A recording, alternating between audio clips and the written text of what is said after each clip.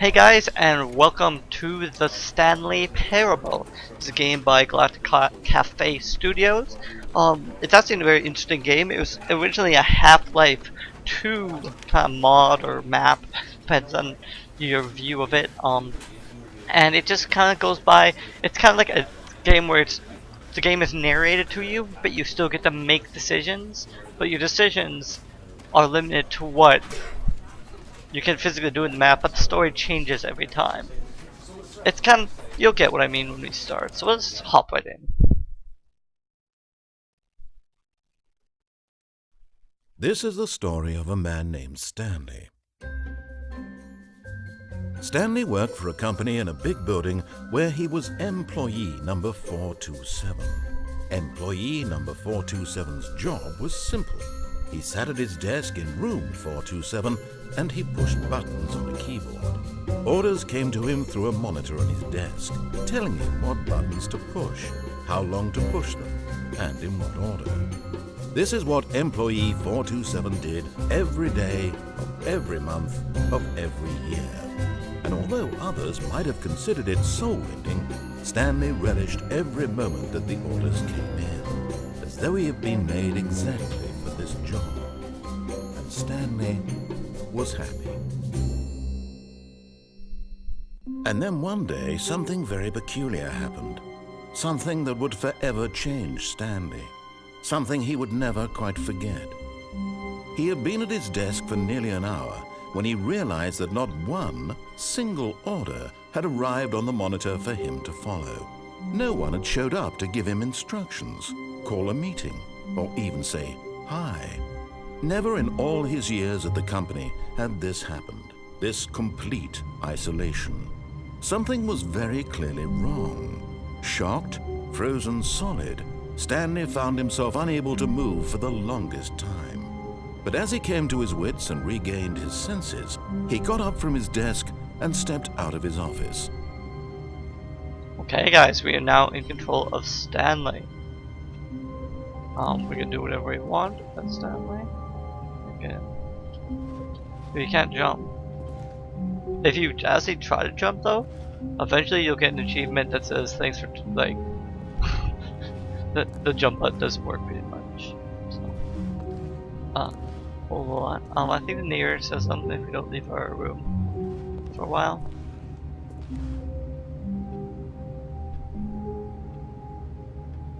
That is not the time I'm recording, by the way. I don't know if the time I say changes. I'm not waiting to see.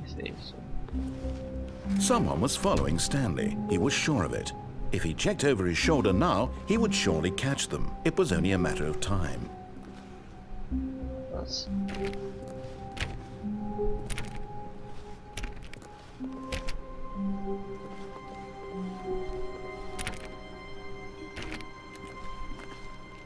No? No one here? Should turn it off this computer. No, no one's here. 433? No? 4282? No? 4, 5? Oh, maybe that's our. Maybe it won't let me. There's one of those where you hit on it 5 times, and it just gives you a whole bunch of instructions over and over again. What to do. Is it this one? 4, 5? Nope. Anyway, it's in the Steam achievements. If you shift tab and go to your Steam achievements, it will be there. So, no, we don't see anybody. No, nobody. Where did everybody go?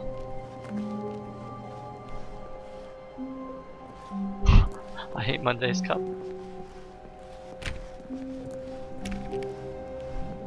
When Stanley came to a set of 2 open doors, he entered the door on his left. Okay, so now here's our decisions. We could either do what the narrator says, or we can do what we want. We're gonna follow the narrator for this first run through.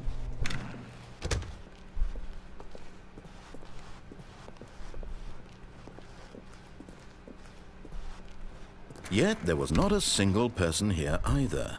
Feeling a wave of disbelief, Stanley decided to go up to his boss's office, hoping he might find an answer there. Okay, the first thing that's cool about this room is if you can spend a lot of time in this room. I'm trying not to spend too much time, but if you look at it, there's a weekly schedule, but if you look at it, it's they don't actually flow. Weekly target, like I don't know, like I could spend 5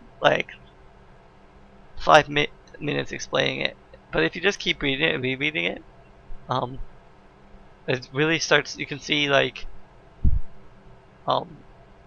pretty much. I don't know. You'll get what I mean. There's correlations. Also, this box is too small there. So yeah, you can pause the video and take a look at it. Same thing here. This one's even more obvious though. Okay, so target. Put your funding for R&D of new coffee machine. Check. Okay? Get Chris out of the broom closet. Standard graph not 40x wide. Okay, this is a 40x wide graph, I believe. Or no. Oh yeah, no, this is a non-standard graph, and they're saying they're not cost efficient. By the way, synergize papers is crossed out, but hire someone to synergize papers is checked. But then we have papers are too generalized. Fire paper guy. And then we gotta hire someone to fire the paper synergizing guy. Then there's someone upset because who moved my desk. And then someone said please keep on the topic of pirates, and then probably some swearing in Sundays. And then tomorrow's goal is complete today's unfinished agenda item and write next day's agenda and reflect. So yeah. More obvious whiteboarding. Okay, the slides are funny. If not Zeke, you most of all.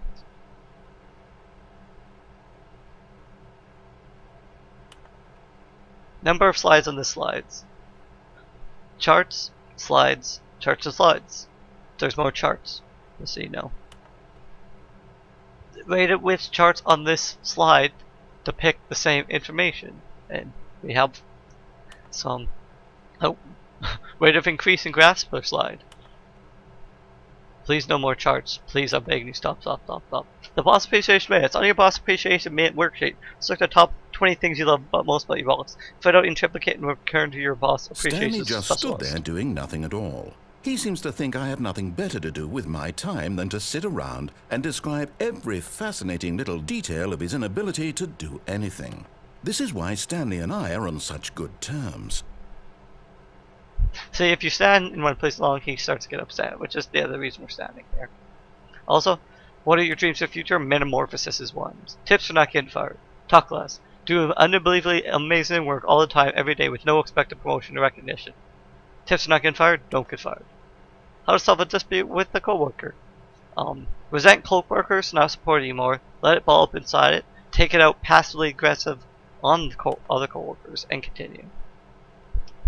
Using slides to assure employees that everything is okay. Make sure your slide has a stick blue graphic in the header and throw some bevel on all the text. This will ensure a calm and pleasant environment. We missed one slide there because the guy was talking, but we'll get it. So here's the bi-quarterly post review. We need less review. 4-2 plus 4-5-1 to get rid of the death sport portion in the primary review schedule, but I think that's a stupid idea. More water coolers, more water cooler heaters. Charts to be more hip to appeal to the teenage demographic. Find teenager to put into teenage demographic. Big net. Some sort of child trap. See, that's how they're gonna find teenagers to put into teenage demographic. So this is the teenagers. This is the size of the demographic. That's a lot per spent. That's the space between teenagers. This is the idea bin. You throw something in. Oh yeah, here's the one we want. Solve an interpersonal conflict. You can pause. We're probably gonna miss it. So. I probably could have read that enough time. But you can read it yourself. And I think that's most stuff in this room. There's a board on here, but it's kind of hard to see, and it doesn't really contain anything of significant merit. So, try to get a view from you, though, but it's kind of hard because you actually can't walk by the chairs. The chairs actually stop you. But that is that. Oh, this is a cool thing you can do. Stanley stepped into the broom closet, but there was nothing here, so he turned around and got back on track.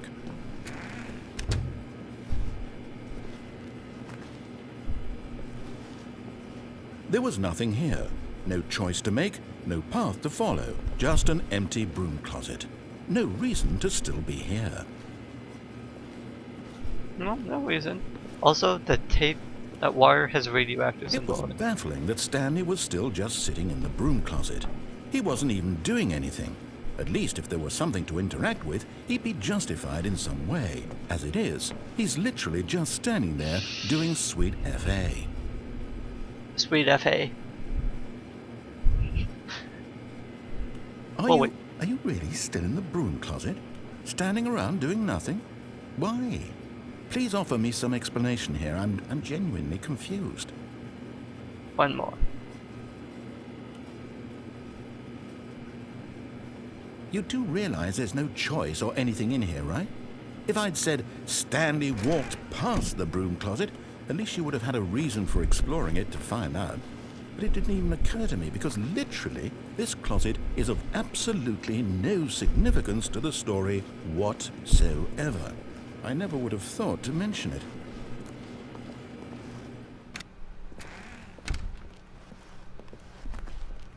Okay. Coming to a staircase, Stanley walked upstairs to his boss's office.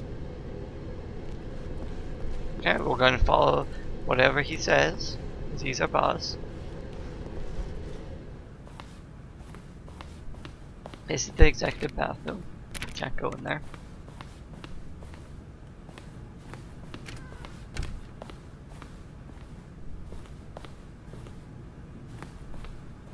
This is the sector, I'm guessing. Ooh, what's that say?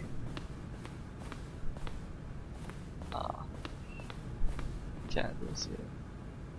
Like, it says business times, but I can't read upside down Stepping into his manager's office, Stanley was once again stunned to discover not an indication of any human life. Shocked, unraveled, Stanley wondered in disbelief who orchestrated this, what dark secret was being held from him. What he could not have known was that the keypad behind the boss's desk guarded the terrible truth that his boss had been keeping from him. And so the boss had assigned it an extra secret PIN number, 2845. But of course, Stanley couldn't possibly have known this. Yeah, guys, I wish we knew the PIN.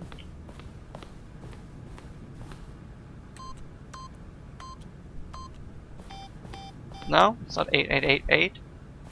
Shoot. Stanley just sat around twiddling his thumbs. Trying to input anything on the device was useless, since he could never possibly know that the combination was 2845. Yeah, I wish I knew the combination was 2845. 6543? Stanley simply began entering random codes into the keypad, knowing full well the sheer statistical unlikelihood that this would ever result in a correct combination. If he knew that the combo was 2845, it would be another story entirely. But no, this is what he was forgot. But it turns out that the panel's emergency override kicked in, and the door just opened all by itself. And Stanley got the hell along with the story. Well, whoop-de-doo. Huh? See, I told you. Man, that's lucky. I didn't know what the combination was.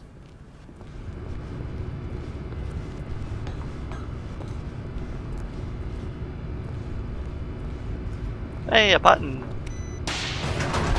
Ah, no.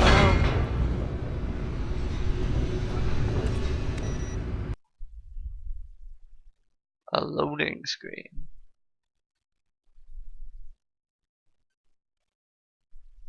Okay, if the loading screens get really long, I'll cut them out, but I don't think there's very many in it. This one doesn't seem very long. Descending deeper into the building, Stanley realized he felt a bit peculiar. It was a stirring of emotion in his chest, as though he felt more free to think for himself, to question the nature of his job. Why did he feel this now, when for years it had never occurred to him?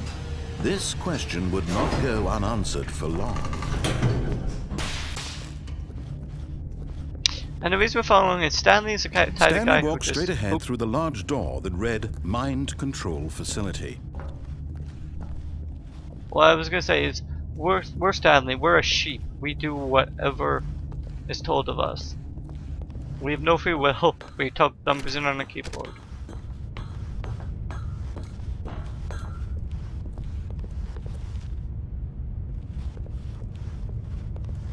We don't know what to do next, so no one's told us anything. Hello? Mr. Voice? Mr. Voice?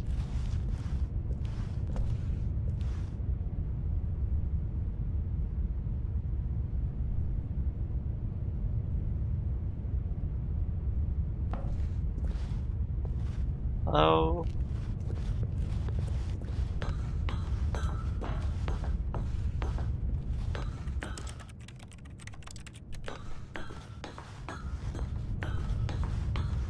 I thought the voice talked to you if you waited here long enough, but let's press the button then. The lights rose on an enormous room packed with television screens. What horrible secret did this place hold? Stanley thought to himself. Did he have the strength to find out?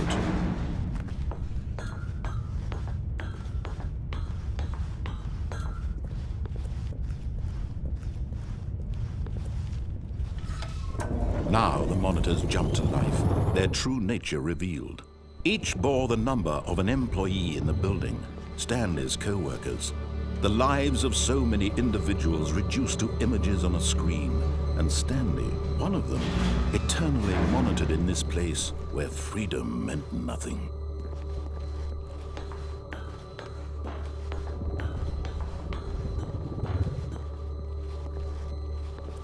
Freedom means nothing. We don't have freedom. This mind control facility, it was too horrible to believe. It couldn't be true. Had Stanley really been under someone's control all this time? Was this the only reason he was happy with his boring job? That his emotions had been manipulated to accept it blindly? No. He refused to believe it. No. He couldn't accept it. His own life in someone else's control? Never. It was unthinkable, wasn't it? Was it even possible? Had he truly spent his entire life utterly blind to the world? But here was the proof, the heart of the operation. Controls labeled with emotions, happy or sad or content, walking, eating, working, all of it monitored and commanded from this very place.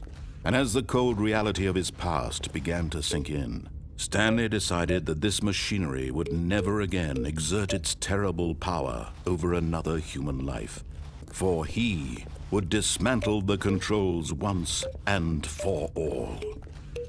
So there's one little secret in this room that, well, people on the internet have been working on it on Reddit and everywhere to figure it out. There's a number of buttons.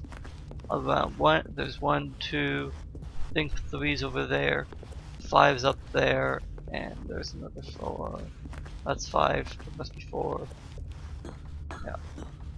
And 3's over here. So you can press the buttons in certain orders, but no one knows what the orders are. Around the facility there's numbers, like there's 142, 0521, 0521, but no one really knows what the correct sequence of numbers to press is. So it's kind of a running question on what actually it does, or if it even does anything. I've spent like a 20 minutes trying to figure it out, and I have no ideas. So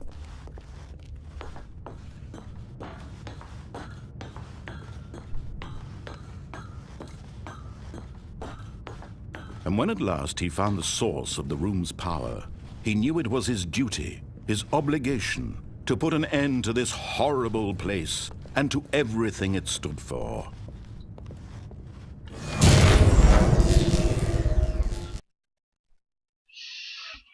and then we get the end scene.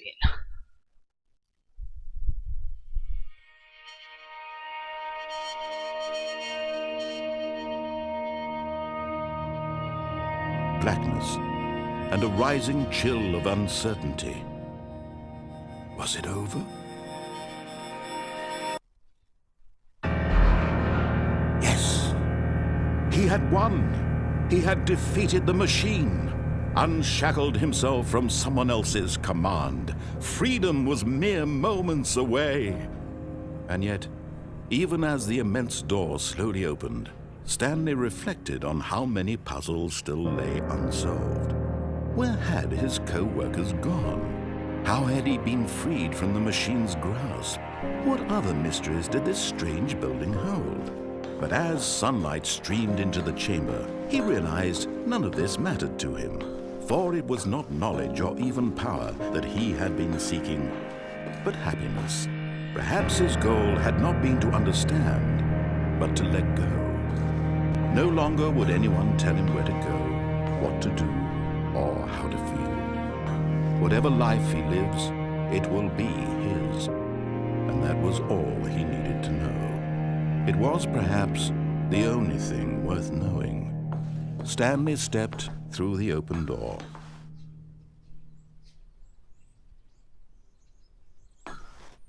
Stanley felt the cool breeze upon his skin, the feeling of liberation, the immense possibility of the new path before him. This was exactly the way, right now, that things were meant to happen.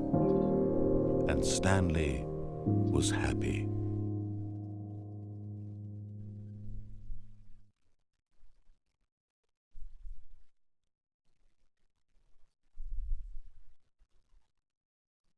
So guys, that's one possible ending of the Stanley Parable. I hope you enjoyed our first run through. We'll do a couple more for you guys, so stay tuned to the channel for those. And give this video a like. I hate telling people to subscribe because I've actually been on YouTube long enough to go, I only subscribe people I want to watch. But I do appreciate any subs I get. And anyway, if you want to see more of this, want to see a certain video or anything, my own lots of games and themes, so you can let me know what you want to see. So thanks for watching the Stanley Parable here, and we will be back shortly for another episode. Thanks guys.